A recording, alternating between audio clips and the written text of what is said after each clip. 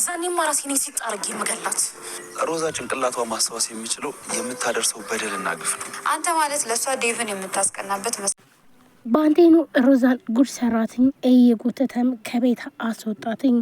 ባንቴኑ ለዴብ እውነቱን ስለነገረው እናም ደግሞ ዴብ የሮዛን ሴራ ሙሉ ለሙሉ ስላወቀ በተለይ ደግሞ ያረገዘችው ልጅ የዴብ እንዳልሆነም ሲያቅ በቃ እቺን አይኗ ማየት አልፈልግም ሲልም ባንቴኑም እየጎተተ ከቤት ያባራታል። እንዲሁም ዴብ ሻንጣዋን ይዛ እንዲሁም ትሂድ በቃ አልፈልጋትም በማለት እንግዲህ ዴብ ፌስታሏን አስይዞ ነው ማለት ነው ያባረራትኝ። ሮዛ እንግዲህ ታንኮላ ዴብን አሳምኜ እናም ደግሞ ባንቴኑና ሂዋንን አስጠምጄ ነገር ግን ሁሉንም ነገር አስተካክዬ እኖራለሁ እያለች እያለ ነገር ግን ባንቴኑ ሁሉን ሚስጥሯን ስላወቀባትና እንዲሁም ደግሞ በመረጃ ስለያዛትኝ ሁሉም ነገር ከሸፈባት። እሷም ደግሞ ግዴታዋ ነውና የዴብን ቤት ለቃም ሄደች።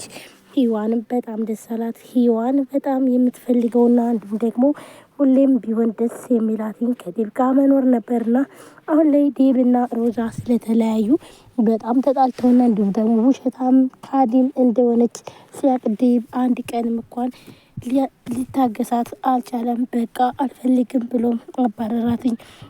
ሮዛም እያለቀሰች ጎዳና ስር ወደቀች። እናም ዴብንም ለመነችው፣ እባክህን በቃ ላደረግኩት ነገር ሁሉ ተጸጽቻለሁ፣ ይቅርታ አድርግልኝ ብላም ብትለምነው ዴብ ግን በፍጹም አንቺን ካሁን በኋላ አይንሽን ማየት አልፈልግም ብሎም ይመልሳታል። ሮዛ አሁን ላይ እናቷን በፍጹም ልታስቀርባት አልፈለገችም። እናቷም እስከ ዛሬ የምትፈልገው ልጄ ካሁን በኋላ ሁሉንም ነገር አስተካክላ አዲስ ቤት ገዝታ ነይ እናቴ ትለኛለች እያለች ነበር ያሰበችውን። ነገር ግን እሱ አባሯታል ማለት ነው። ሲያባራት እንግዲህ ምንም ማድረግ አልቻለችም። ባንቴኑ በተለይ የእሷን ሴራና እንዲሁም ውሸቷን ሁሉን ነገር ለዴብ ሲነግረው እንዳለ እሷም እንግዲህ ለቃ እንድትወጣ ቤቱ ነው የተደረገችው ማለት ነው። ነገር ግን ሮዛ ሂዋንና ባንቴኑን አባረራለሁ ካሁን በኋላ እዚህ አይኖሩም ስትል ነበር። ነገር ግን ደግሞ እሷ ተባረረች ማለት ነው። ስለዚህ ሮዛ ከስራለች። ምንም ነገር ያላሰበችው ነገር ነው የገጠማትኝ። ሁሉም እስከዛሬ በተንኮሏ እንግዲህ እያሴረችና እንዲሁም ደግሞ ዴብ በፍጹም ሊገባው አልቻለም ነበረ፣ እየተጫወተችበት ነበር ማለት ነው። ነገር ግን ይህን ደግሞ ያስተዋለው ባንቴኑ ስለዚህ በመረጃ ጉድ አደርግሻለሁ በማለት እሱም ምንም ነገር አታደርግም ማድረግም አትችልም ባንቴኑ እኔ አውቃለሁ ስትለውም ነበር። ነገር ግን ሁሉንም ነገር ስላወቀ ባንቴኑ ስለዚህ አሁን ላይ ሮዛን አሸንፏታል ማለት ነው።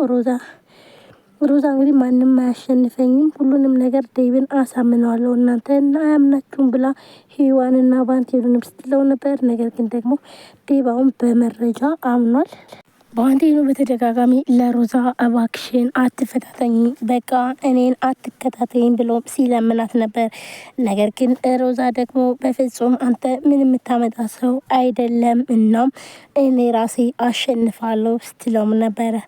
ባንቴኑም እባክሽን አትፈታተኝ፣ ልጅሽን እንኳን እስከነ ሙሉ አካሉ ብትወልጁ ምን አለበት? ቆይ ግን አንቺ ምንድን ነው እንደዚህ የምትወኙ በማለት ሲለምናትም፣ ነገር ግን ደግሞ ሮዛ በፍጹም እኔ አሸናፊ ነኝ፣ እናም ከዚህ ቤት መንቅሬ ሁለታችሁንም አስወጣችኋለሁ እንጂ እኔን በፍጹም አታስወጡም ስትልም እንደነበረ ሁላችንም የምናውቅ ይሆናል ማለት ነው። እናም ደግሞ አሁን ላይ ግን ባንቴኑ ሁሉንም ሚስጥር ስላወጣባትና እንዲሁም ደግሞ ዴብ በጣም ስለተበሳጨባት በተለይ እንግዲህ በመካዷ እናም ደግሞ የዴብ ልጅ አለመሆኑን ሲያውቅ ዴብም ወስኖ አይኗን ማየት አልፈልግም በማለት ነው እንግዲህ ሮዛ ፌስታሏን ይዛ እያባረራት ማለት ነው። ሮዛ በጣም ለመነችው ዴብን፣ ግን በፍጹም ዴብ ደግሞ እሺ ሊላት አልቻለም። እናም ሮዛ መጨረሻዋ ጎዳና ነው የሆነ ማለት ነው። ሮዛ ጎዳና ላይ ወድቃለች። ተንኮሏ ሴሯ በፍጹም ምንም ነገር ሊያደርግላት አልቻለም። አሁን ላይ እሷ ጎዳና በምትወድቅበት ሰዓት ግን ማንም ዞር ብሎ አላያትም ማለት ነው። ምክንያቱም ደግሞ ተይ ብሎ ለምኗት ነበር። ባንቴኑም ታይ አትፈታተኝ ሲላትኝ ባንቴኑን ምንም ነገር ማምጣት አትችልም፣ አንተ ደግሞ ወንድ ነህ ሆይ ምንም ነገር ማድረግ አትችልም ስትለውም ነበር ማለት ነው። ባንቴኑ እንግዲህ በጣም ብዙ ጊዜ ማስጠንቀቂያ ሲሰጣት ነበረ። ሮዛ ግን ያ ሁሉ ፈርታ ረስታ እንዲሁም ጭራሽ ባንቴኑና ሂዋን ማስፈራራትና እንዲሁም ደግሞ የማይገባ ገንዘብ ስጠይቀውም ነበረ። ያን ሁሉ ችሎም እንዲሁም ደግሞ ገንዘቡም ሊሰጣት ነበር። ነገር ግን እንግዲህ በተገኘባት ስልክ ወይም ደግሞ ስልክ ስታወራ በልጁ በተለይ ደግሞ ዳዊት ልጄ እያለም ሲጠብቀው የነበረው ልጅ የሷ እንዳልሆነና ደሱ እንዳልሆነና ከዛም በኋላ እሷ ሴራዋ ውሸቷ እንደተጋለጠባት ነው ማለት። ሰላም ሰላም፣ ጤና ይስጥልን ውድና የተከበራችሁ የቻናል የቤተሰቦች እንዴት ናችሁ? እኔ በጣም ደህና ነኝ። ለዚህ ቻናል አዲስ ከሆናችሁ ሰብስክራይብ፣ ላይክ፣ ሼር በማድረግ ቤተሰብ ናችሁን ከልብ ነው የማመሰግነው። እንግዲህ ውድ ቤተሰቦቼ ዛሬ በአዲስ ቪዲዮ መጥቼላችኋለሁ። ትንሿ ሙሽራ ቀጣይ ክፍል ይዤላችሁ መጥቻለሁ። ውድ ፋሚሊዎች እንግዲህ ሮዛ ተዋርዳለች ማለት ነው። ከቤትም ተባራለች። ሮዛ ጎዳና መጨረሻዋ የክፉ ሰው መጨረሻ ምንድነው? ጎዳና መውደቅ ነውና ስለዚህ ታንኮልና ሴራ ምንም ነገር እንትን እንደማይልና እንደማይ ማለትም እሷ በተንኮሏ ምንም ነገር ልታረግ አልቻለችም ማለት ነው። ስለዚህ ሮዛ ሁሌ ጎዳና ላይ ነው የወደቀችበት ምክንያት ደግሞ እንግዲህ አፏ ነው ማለት ነው።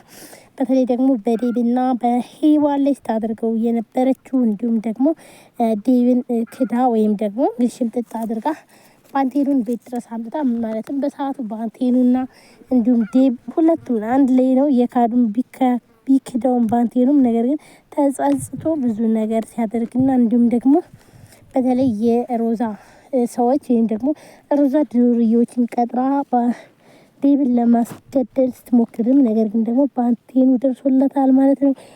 ይህንን ያደረገው ደግሞ እንግዲህ ባንቴኑ ዴብን በጣም ስለበደለው ነው መጀመሪያ ማለት ነው። እናም ሮዛ አሁን ላይ በጣም ችግር ውስጥ ነች ያለችው። ጎዳና ላይ ወድቃለች። ቤት የምትገባበት ቤት የላትም። ከዴብ ስትባረር እንግዲህ ወደ እናቷ ትሄዳለች።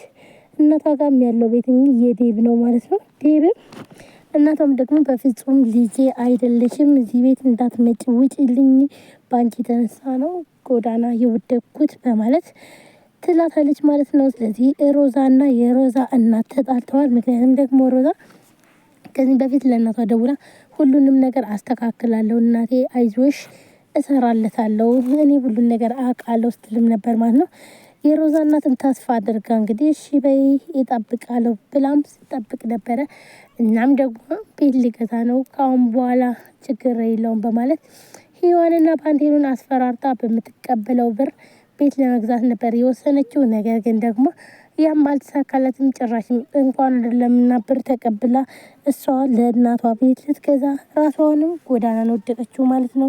እንዳለ ሴራዋ ተንኮሏ ስለተጋለጠባትና እንዲሁም በማስፈራራት ልትቀበለው የነበረው ገንዘብ ስላልተሳካላት ይህ ማለት እንግዲህ ዴብ ስለደረሰባቸው ነው ማለት ነው። ዴብ ሁሉንም ነገር ስላወቀ